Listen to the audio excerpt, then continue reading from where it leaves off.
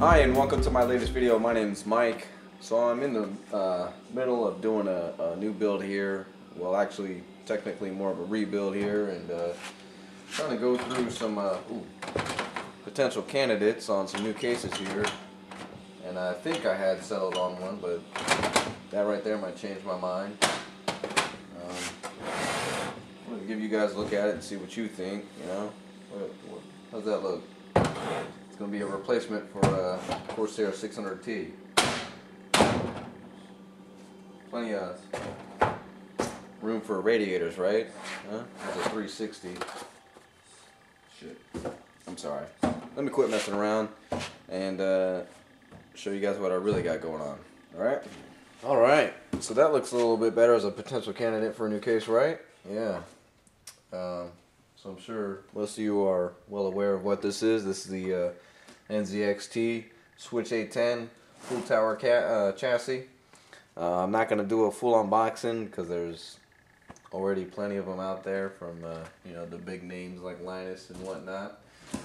But I will just take a brief look at it with you guys. I've already got mine out of the case here. Still got most of the plastic on it. And I just want to kind of go over my first impressions of it, and well, so far so good. This thing is really big, which I need though, so that's really good. As far as how it looks, I mean, and I'm not just saying this because it's going to be my new case, you know, personally, but just trying to be as objective as possible. It looks great. I really do think it looks, you know, really freaking good. Much better than, you know, watching the videos on YouTube and looking at the photos on reviews, and you know, it just doesn't do it justice. It really looks good. Yeah, so I'm gonna get it unpackaged the rest of the way here, and maybe we'll go inside and give it a closer look, huh?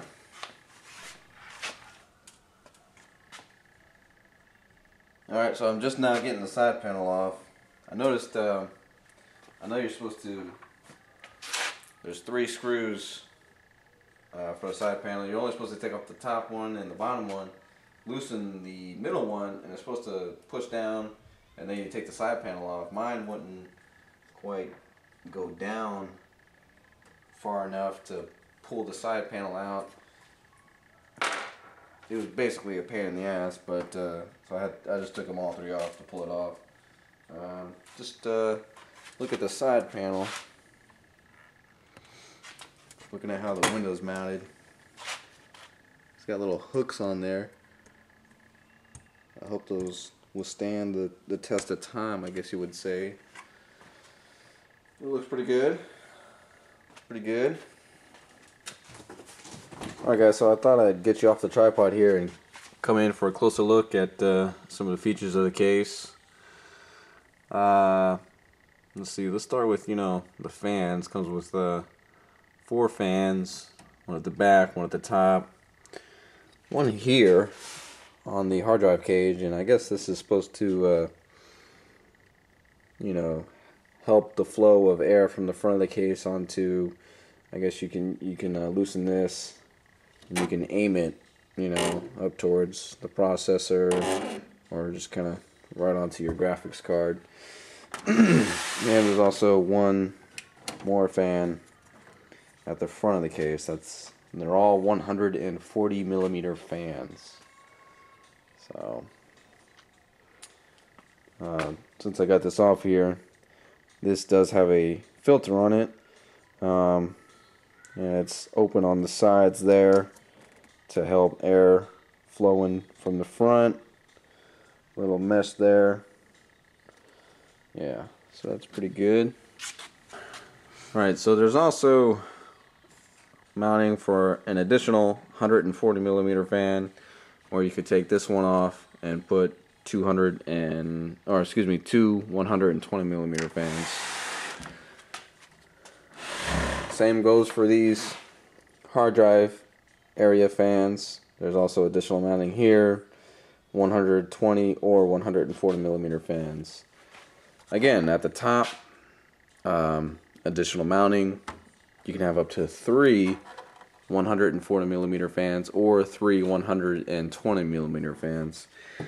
And at the back, again, you can mount a 120 if you want. I don't know why you would want to, though, since the 140 can spin lower and move more air. The interesting thing about the way they have it in the back is these slots here are made so that you can loosen the screws of the fans and adjust it up or down as you need to. And that would probably help with the accommodation of a water cooling radiator at the top. If you have a radiator up top with fans on it, you might run into some clearance issues hitting this fan, so you can lower it as you need to help that get in there. Speaking of water cooling, NZXT prides themselves on this case being able to natively accommodate multiple radiators. Up at the top, you could either do, a 360 or a 420. A 420 is 140 times 3, so that's a big ass radiator. At the bottom, you could do a 240, possibly a 280, but I think on the box, hold on, I'm looking all over the case here. Most of it's English, but when you get to the fine print area, all of it's, either Chinese, Japanese, Spanish, German, but the actual, just these small details, I don't see the English version. But anyway, I can still kind of interpret what's going on here. Like I had said at the top, either a 420 or a 360, but you notice at the bottom they say 240 or a 140. So I guess they're assuming that if you try to do a 280, you might have to do a little modification to get that in there. So I just did want to show that, because I know a lot of people are planning on doing both 140 radiator up top and 140 radiator on the bottom. And when I say 140, I mean, multiple 140, or 140 times 3 and 140 times 2. Yeah. Alright, so coming back inside the case, we have 9 PCI slots. Plenty of room there. You also got some water cooling grommets here, which honestly I don't think you would ever use, really. I mean, this case is perfect for 2 radiators, maybe even 3. Stick a third at the back.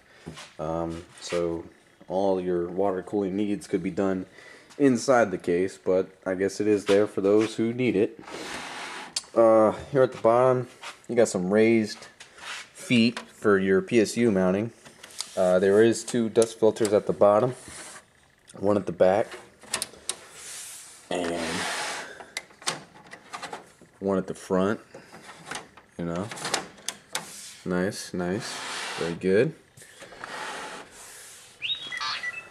We're back at the top of the case here. Forgive me for kind of jumping all over here.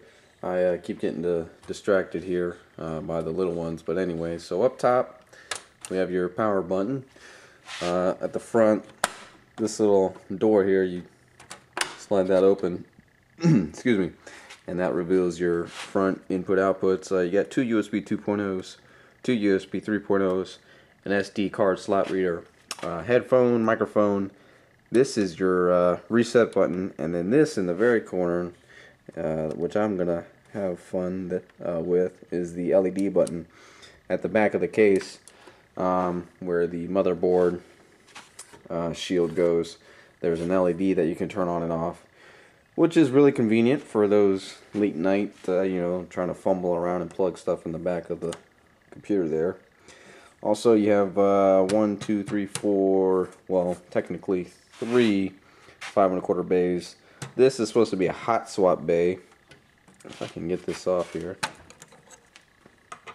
Yeah, this is supposed to be a hot swap. Pull this out, and I'll show you. At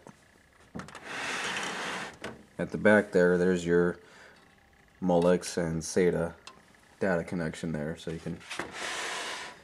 I don't think I'll ever use it. Never have seen anyone else use it, but it's there if you need it. so that's cool. And I do like this. Obviously most optical drives are black, right?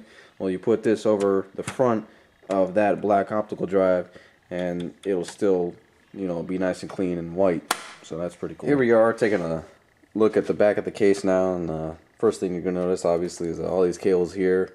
They are nice and black. I like seeing that. Most case manufacturers are doing that nowadays.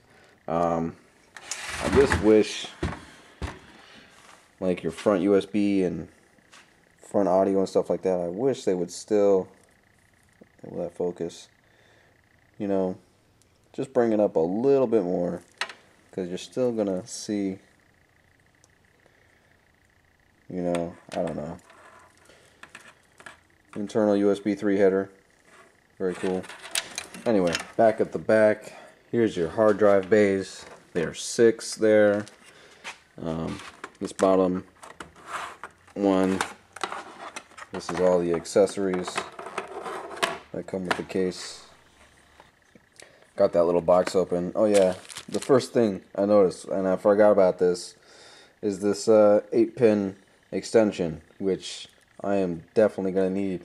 I have trouble already with my AX 850's 8-pin power coming up and through the back and onto the motherboard. So being that this case is taller, it definitely won't fit, and I will definitely need this. So that's very cool that they include that. You know, just some other standard stuff like screws and whatnot, zip ties. But yeah, so here's your hard drive mount. It's also got some holes for SSDs. Very cool. Plenty of cable routing holes here, which is very good. Keep things tidy. And they also include this, which I can tell you I might use for some of my fans, which when they run at full speed you can't hear them anyway, but for the majority of my fans I'm going to run them off my fan controller, because unless the system's being stressed, I just want to keep them nice and quiet, and you can't do that with this. I will just run them at 12 volts all the time. And I guess just a couple last little features of the case here, or big features, are these hard drive cages are, you can remove them completely. Undo these screws here, 1, 2, 3, 4, grab like that, and it comes completely out.